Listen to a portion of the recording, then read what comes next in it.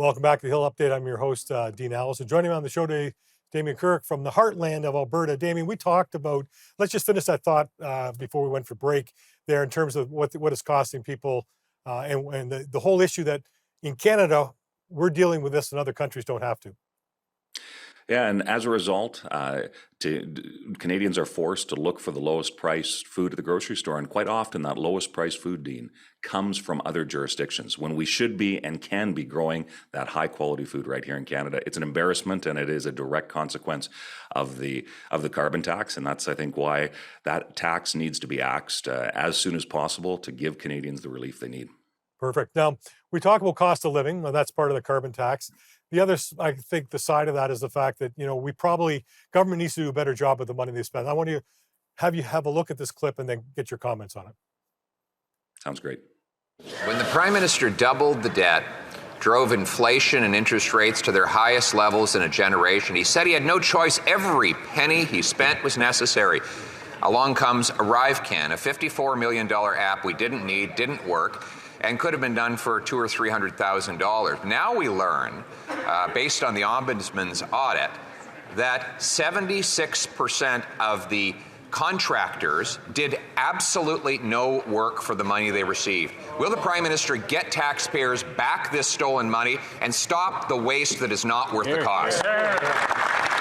All right, so in the first segment, Damon, we talk about carbon tax and how it adds costs. Well, here we have an example of people getting paid for work that didn't get done. So 76% of what we've seen and what's been audited is now saying that people got paid to have nothing to do with this app. So this, I think, is probably another frustrating piece when it comes to Canadians dealing with, everyday costs, that thinking their government's probably not looking after the money the best they should.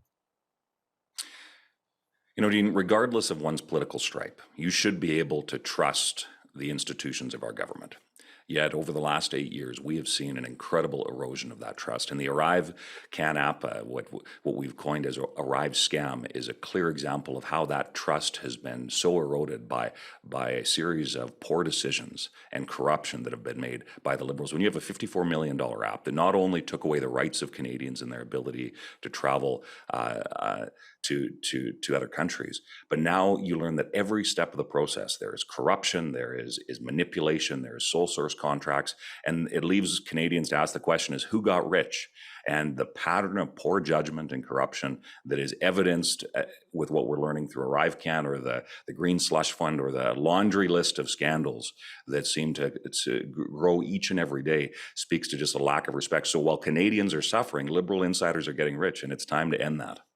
Well, so you mentioned a good point. We talk about the fact that maybe money was not spent as efficiently as it could be, but also the fact that we have Liberal insiders that are probably benefiting from this. You mentioned a number of them. I know there's the infrastructure bank that is, 35 billion was set up. Any other examples of maybe not doing the best job of managing Canadians' money? Well, I think that one needs to point out that the Liberals are quick to make announcements, spending announcements, and spend in many cases, millions, hundreds of millions, billions of dollars on every problem that the country faces. Look, with the rising crime rates, we see an example of this. The Liberals are pouring hundreds of millions of dollars in to address a problem that they created. Eventually, Canadians need to, and I think are asking the question to say, look, it's not just about spending money, but it's making sure we're getting value for the dollars that we are spending as a country, because certainly as massive government expenditures are a contributing factor in that inflation that's rising to the increased cost of everything, we are seeing the consequences of that. So it's not just about what is spent, but it's how it's spent. And I think that so many Canadians are realizing that it's not just the dollar amount, because if the Liberals got points for how much they spent, they should have fixed a lot of which is broken, but it seems like the more they pour into try and fix a problem, the worse that it gets. And I think that that's where you see just that pattern of corruption, that pattern of poor judgment, and ultimately it not only costs Canadians more, but the problems simply are not getting fixed. We've got about 45 seconds left. I guess, we would say that the systems are set in place so that we're able to catch things like that. We have the Auditor General, Ombudsman, all these other kinds of things. Just your final thoughts. I mean, it looks like the system's working. They broke it, but it looks like it's being fixed by these audits that are in place. 30 seconds.